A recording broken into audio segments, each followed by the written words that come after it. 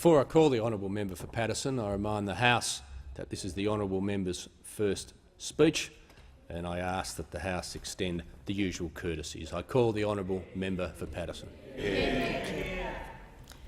Mr Speaker, today I hold this miner's lamp as a symbol of my heritage, my beliefs and my aspirations in this place. The miner's lamp was invented in 1815 by Cornish chemist Sir Humphrey Davy, who refused a patent, saying his sole objective was to serve the cause of humanity. The Davy lamp lit the way for underground miners, making their incredibly dangerous work at least some small degree safer. This particular lamp was given to me in 1985 by British Alcan Linemouth Limited at the end of a 6-week stay in north-east England that changed my life. As a 14-year-old girl from Head and Greeter, I'd been awarded a scholarship by Cessnock City Council and Alcan, which ran the local Curry aluminium smelter, to travel across the world to Longest, where I experienced firsthand the history and culture of Northern England. I attended school there and made friends, but times were tough. Margaret Thatcher had been at war with the miners, and there was great hardship for families whose struggle was real and at times bloody. That time cemented in me a sense of justice and loyalty for working people who would not be taken for granted. The Geordies reminded me so much of my family. I am the product of two of the most decent and generous people I know. Arthur Stephen Partridge and Doris Joy Partridge, née Beavis, known as Ben and Joy, have been married for 65 years. And it is their hard work, love and guidance that has spirited me to this place. I am the daughter of a coal miner and a woman who, despite towering intellect, stayed at home to raise her 3 daughters, Adele, Lynn and me. My parents were babies of the Great Depression.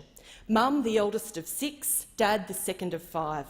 Times were tough and my grandmother's health meant that Dad, at the tender age of 10, was sent to live with his grandparents, who were share farmers at Wallalong.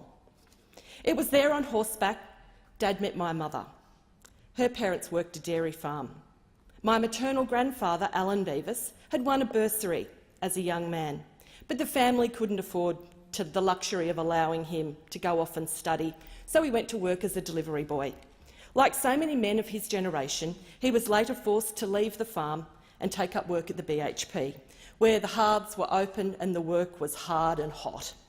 When the family moved to the Newcastle suburb of Lambton, they took a Jersey house cow with them so they'd never be without milk. It was this grandfather, who died when I was just 10, who first ignited the political fire in my belly.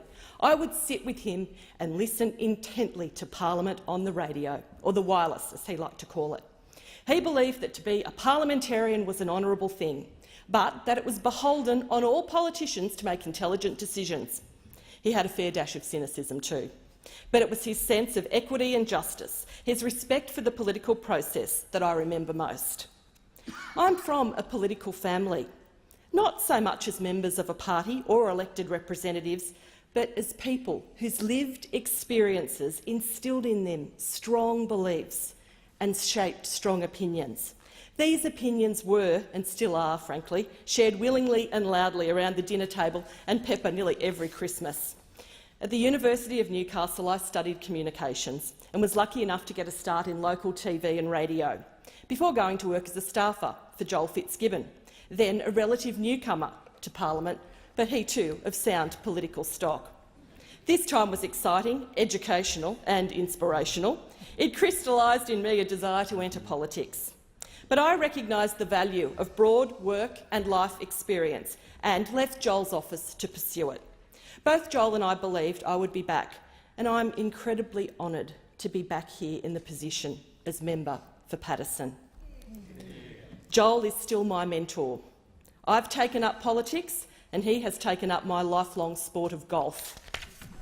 In fact, golf and politics have much in common: etiquette, rules, practice, patience, skill, knowing when to take a risk and when to play the percentages, but most importantly, persistence. We both knew the other would eventually see the light. I'm delighted that our seats sit side by side in the magnificent, hard-working Hunter region. My electorate of Paterson in the New South Wales Lower Hunter Valley is rich in resources and rich in history. Our First Peoples are the Worimi on the coast, the Warranua further inland and the Awabakal to the south. Indeed, I was delighted to have Worimi man Justin Ridgway perform the Welcome to Country and smoking ceremony to officially open my electorate office in Raymond Terrace. I appreciated Justin's welcome to his traditional lands and his efforts, in his words, to ward off the evil spirits. As the smoke wafted over me, I was truly moved by the symbolism and steeled by the gaping need for us to embrace our Indigenous culture. Here in this place, we have an obligation to all people, including our first, and I recognise the traditional owners of this land, the Ngunnawal and the Ngimbree peoples. The cleansing was deeply symbolic, flushing out the old and giving way to the new. It's a new beginning and full of hope for me personally, but more broadly the people of our election. People are decent and hard-working. They look out for each other. The electorate stretches from Neath to Nelson Bay, taking in the centres of Kurri Kurri, Maitland, Raymond Terrace and Port Stephens. The old mining town of Kurri Kurri is my place of birth. Its name comes from the Awabakal word, meaning the very first, as it was the first planned town in Australia and is now home to some incredible murals. Take a trip if you've ever got the time. The city of Maitland, it's an agricultural heartland. The old-timers used to say that the rich black soil of Maitland would grow babies, and it seems it does. Maitland is now one of the fastest-growing residential areas in the state. The historic town of Raymond Terrace, the geographic centre of my electorate, where my office is located and where the mighty Hunter River meets the Williams. The fishing and leisure spots and retirement havens of Nelson Bay, the Tilligary and Tomaree peninsulas. Every single time I drive to the bay, I get that excited feeling I first had as a small girl going there on holiday. And like many, I dream of a retirement there, but not before the work is done. We are blessed with beautiful natural resources, close proximity to the biggest centres of Newcastle and Sydney, an expanding airport, with excellent health, education and sporting facilities, and a working RAF base that will soon be the home of the Joint Strike Fighters. While coal is still a vital source of employment, we are a region in transition. Just as nearby Newcastle has blossomed beyond steel, the Hunter will transition from coal to newer, cleaner industrial bases. Already on the horizon are renewable energies coming from the work of the CSIRO, automated vehicles, robotics and leading environmental ideas from the University of Newcastle, the world-renowned health and research breakthroughs through the work of the Hunter Medical Research Institute. But it's not all rosy. A much less enviable feature of the region is our high youth unemployment.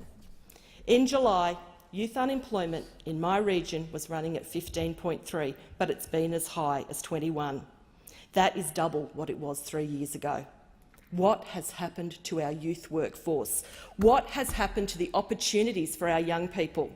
Well, there's been a downturn in mining and in manufacturing, and we've lost thousands of apprenticeships. The Abbott Turnbull government has cut vocational education and training and partnership programs that help young people into work. Our young people are missing out. Every young person deserves the right to get out of bed with a purpose, to fulfil their potential. This is not just an idealised romantic notion. We need people, especially our young, to be participating, to be working, to be continuing and growing our skill base. This requires excellence in education, skills-based training, real experience and the genuine opportunity to work. I will work with young people in my electorate, with employers, with education and service providers, and here with you all in this place to ensure we make the most of every single opportunity for every single young person that we have. Alongside our tangible transition from mining is our less tangible transition to the digital age. Good internet access is no longer a luxury, but a necessity of modern living for work, education, government services, health, business, family and, dare I say it, even to find love. But sadly, the Hunters' internet access leaves a lot to be desired. Love's gone lacking, I'm sure. We are on the wrong side of what has been dubbed the digital divide. While cities enjoy good internet and affordability, rural and regional areas rate very poorly in terms of digital inclusion. This is a national index that measures the quality and affordability of internet access and the ability to participate in the digital world. This year, aside from the remote Aboriginal communities that were not surveyed, the Hunters scored the lowest digital inclusion index in the country. I still cannot get over that. We have the triple whammy: low incomes, high unemployment and an ageing population, and all of these affect our digital ability. However, the buck stops with the NBN. This second-rate national broadband network that we have courtesy of the government, its infrastructure and rollout have been nothing short of disastrous. For many, it's the digital dark age. My electorate, like so many in regional and rural areas, is inundated with complaints from businesses and residents who cannot connect to the internet in a useful way or who can't connect at all. There's no real acknowledgement of the problems and, importantly, the cost. It's appalling that where you live affects the quality of your digital experience and your life. The internet is now the workplace, the marketplace, the railway line, the Friday night dance. It's vital. This is a message that has to get through, and I'll keep banging the drum. Talk about relying on old technology. Of course, I don't do my job alone. Like everyone in this place, there are a legion of people who made it possible for me to be elected, a solid team who support me each and every day. First, I acknowledge and thank the secretaries and branch members of the Labor Party in the Paterson electorate, and I particularly thank those who could make it down to Canberra today, especially Rob Aitchison for organising the trip and driving the bus. I really do appreciate your support. I thank my campaign team, Darren Rodrigo, Ned Barcy, Emily Baldwin, Jay Saval, Dave Dobson, Alex Smith, Mick Curley, Brett Nolan, Loretta Baker, Gina Parker, Jim and Lois Morrison, John Liao, Barbara Heaton, Ian Hunt, Bill Kerridge, Alan Glennis and Darren Gray. Yes, there were a lot. I thank all of the hard-working and committed unions as well, the CFMEU, the AWU, the SDA, the MUA and their indomitable vets, the RTBU, the HSU, the Meat Workers Union, the Maitland Community Unions and the Hunter Workers and Trades Hall. Without their contribution, their commitment, their doggedness, their drive, Labor would not solidly hold the seat of Paterson. I thank especially our leader, Bill Shorten, who shared an eventful day with me during the campaign on the roadside at Testor's Hollow, offered constant words of wisdom and support throughout the campaign, encouraged me during my first contribution in caucus and generously travelled to Raymond Terrace to officially open my electorate office. We've shared a lot in the short time we've known each other. Bill, I am proud and honoured to be part of your team and pleased to take my place with such a talented group in the 45th Parliament. Among my new friends here in Sector 12, especially my new mate Milton Dick, the member for Oxley. I thank our Deputy Leader Tanya Plebiscite for her warm welcome and making me feel incredibly at home. Thank you, Tanya. I thank my party colleagues, in particular Stephen Conroy, Ed Husick, Gai Brotman, Sharon Bird, Anthony Albanese, Stephen Jones for their support during the campaign and their ongoing visits and friendship. I thank Chris Bowen, who hosted my very first fundraising dinner. I discovered that night that Chris doesn't eat sweets and he likes running. Two behaviours I could possibly emulate. Chris will probably shape me, and I hope to shape some of his thinking too. I thank the Assistant General Secretary of New South Wales Labor, Pat Garcia, for his excellent campaigning and organisational ability. And I thank my Hunter colleagues, Sharon Claydon, my other neighbour, Pat Conroy, Kate Washington, Jenny Aitchison, Tim Crackenthorpe, Clayton Barr, Sonia Hornery, Jodie Harrison, Yasmin Catley and, of course, my friend and mentor, Joel Fitzgibbon, the member for Hunter. I also thank for their support the former member for Port Stephens, Bob Martin, and, of course, the former member for Paterson, who I acknowledge in the gallery. He was my high school science teacher way back when, Bob Horn. and now he remains a friend and a fellow gardening enthusiast. We grow the most beautiful sun-gold poppies. And I acknowledge the former member for Paterson, Bob Baldwin, for his work for our community over the years. I thank my electorate staff, David Ewings, Josephine Hillard, Giacomo Arnott, Alison Watson, who helped craft this speech, and Kim Pagan, who watches closely over us all. Thank you. I consider that my first great achievement in office was to pull together such a crack team who do their utmost to support my work and, more importantly, the work of our constituents. My friend Belinda Blaine is here today with her husband Michael. We have known each other since Year 3. No. They both helped me campaign. Election day was their 24th wedding anniversary. Today is Michael's 46th birthday. Talk about true friendship and commitment. Belinda is a talented teacher. In her first appointment in Narrabri, she talked about a girl who was outspoken, passionate and political, and who reminded her of me at the same age. After my pre-selection, Belinda said, "Have you met Kayla Manane?" That outspoken, passionate and political girl was taught by my girlfriend, and she's now the Secretary of New South Wales Labor. I had not just met Kayla, but I had been guided by her during my entry into politics. Kayla, that I can now be compared to you, a generous and intelligent woman who puts the cause before her own ambition, is truly an honour. I also thank from the bottom of my heart the loves of my life, my incredibly supportive, selfless and generous husband Nick, with whom I have laughed at life and had the occasional tear over the last 20 years and more. We've created our beautiful daughters, Lara and Adelaide, who are here today, who are also growing into outspoken, passionate and political young women.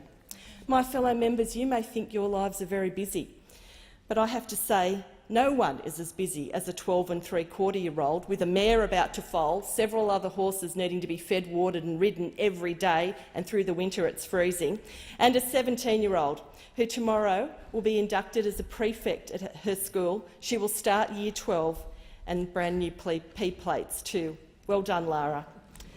Thanks for squeezing me into your busy life, my darlings, and keep your father on track while I'm in Canberra. Finally, I come back to where I started. I thank my mum and dad, Ben and Joy, for simply being who you are. My sister Adele is here today with her husband Kevin.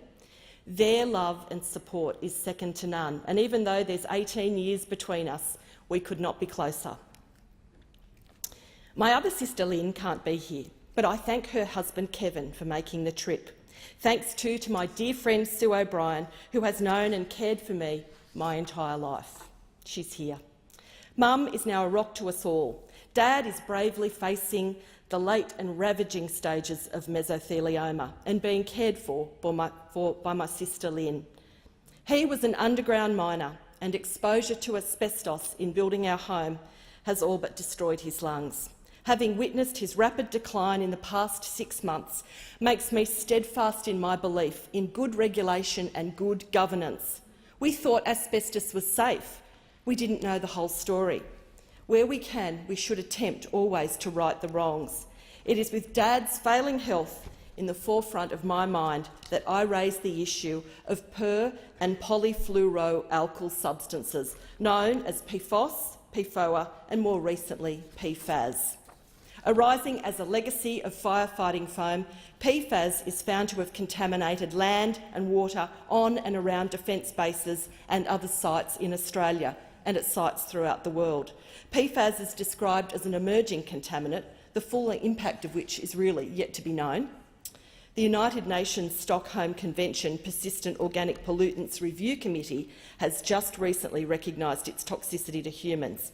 In Australia, we now have regulations against its use, but in Williamtown, in my electorate, and in Oakey in Queensland, and potentially another 16 sites across Australia, the damage is already done. In Williamtown, the contamination of land and water on and surrounding the base has been there since the 1970s. PFAS has been found in soil, in groundwater, in seafood, in cattle, in cow's milk, in backyards, chickens and their eggs, in homegrown vegetables and fruit, and in the blood of people who have been exposed to it over years, living their semi-rural and what they thought were idyllic lifestyles on small acreages around the Williamtown base. Fishers were forced to stop fishing, banks decided to stop lending, valuers won't set foot on contaminated land, property values have plummeted, people are worried sick and they're stuck. Although PFAS is no longer in use, it's still leaching off the base. The pollution hasn't even been stopped.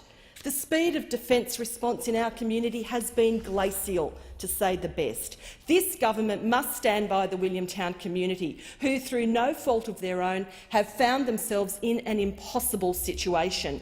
Their properties are no longer fit for purpose, devalued, potentially worthless. Their soil and water is contaminated, their health potentially compromised, their lives destroyed, their anxieties heightened, and their trust and faith in all of us low. The PFAS contamination must be stopped, land and soil remediated, and people who want out must be able to go. Governments cannot be allowed to poison our environment and poison our people. Governments cannot be allowed to walk away.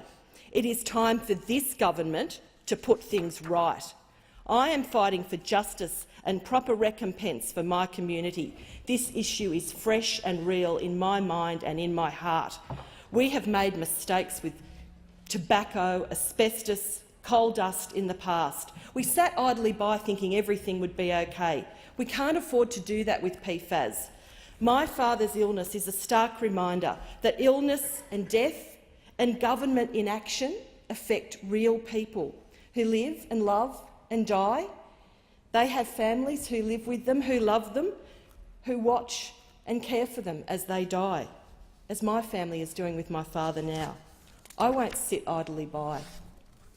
Talkback radio taught me a lot of things. To be a good talker, to be a good listener, to go to bat for people in need.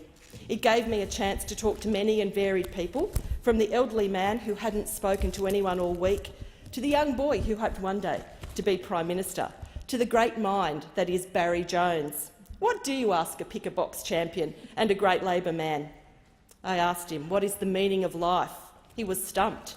He said, well, the meaning of life, aside from reproducing, Meryl, is to make a contribution, to help us evolve through education and experience, to make the world a better place for those coming after us. In my mind, politics is one way of doing that. At this time, we are called to make difficult decisions, akin to the reformist decisions made by the former great Labor Prime Ministers, Hawke and Keating, just to mention two. That era was truly transformative, particularly to this young woman studying economics. We need to lead now as we led then. I'm pleased to belong to a party that wants to lead the way, but more importantly, to take people with us. It is my firm belief that Australians are essentially decent and fair people. They're not stupid and they don't like being taken for granted. When you present a challenging idea, people will come around if your case is good enough and you explain it well enough. And so is the case with our budget and economy. Government isn't business. The Turnbull government talks a lot about debt and deficit, and while I do believe we need fiscal rigour, we also need investment. I agree wholeheartedly with the comment from Reserve Bank Governor Dr Philip Lowe, who said in his first appearance before the House Standing Committee on Economics, another option for governments is to use low interest rates to increase spending. Many of our cities could do with better transport infrastructure, Sydney among those. Well, I would go further and say our regions need it as much as anywhere, and that good infrastructure is needed between our cities and our regions. We must all be connected by infrastructure that is both tangible and intangible, trains and terabytes. Leadership is not always about agreement, and sometimes I think that as politicians we're too worried about saying the things we think the public want to hear rather than saying the things that need to be said. We have to grasp the nettle from time to time. We can take people on a journey if we show leadership, if we support research and development, champion the ideas that will take us forward, contribute to the betterment, help us evolve. This is what we're here to do. This is good government. And so, in closing, I return to my lamp. I hope to light the way for others so that their journey in the dark is a little safer and perhaps even a little less lonely. I hope to be a practical and useful member of this place and to shed light on the issues that I believe need illumination. And I hope that the light that shines within me will contribute to the eternal light on the hill, that collective ideal that together we are stronger. We are part of a great place. And together, with courage, insight and intelligence, with hard work and decency, we can serve the cause of humanity. Thank you.